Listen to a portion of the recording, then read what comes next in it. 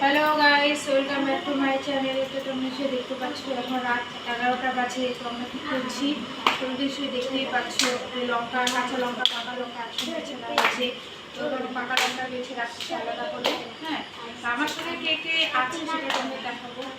দেখো, তার সঙ্গে আছে আমার শ্বশুর মশাই, আর তার সঙ্গে আছে আমার ছোট মেয়ে, তার সঙ্গে আছে আমার ছোট ভাস্তি।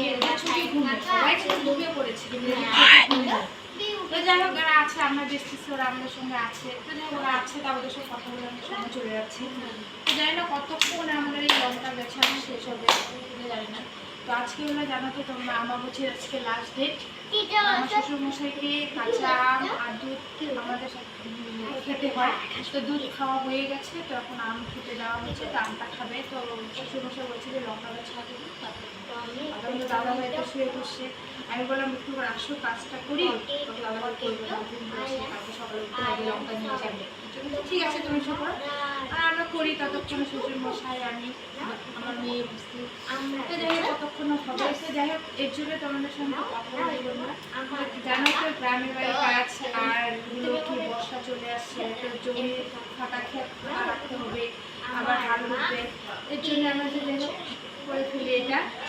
আজকে সব লঙ্কা উঠা হয়ে গেছিলো। তো এর জন্যে আমরা এখন এই যে পাকা লঙ্কা বেছে রাখছি, কারণ কাঁচা লঙ্কাগুলো নিয়ে যাবে। তো যাই হোক এইভাবে করি, কী করবো এখন, আমি তো গ্রামের বাড়ি আছি। আর কি তোমাদের তো কিছু বলবো না, সবাই তো গ্রামের বাড়ির কাছে কী দিতে পারে, আর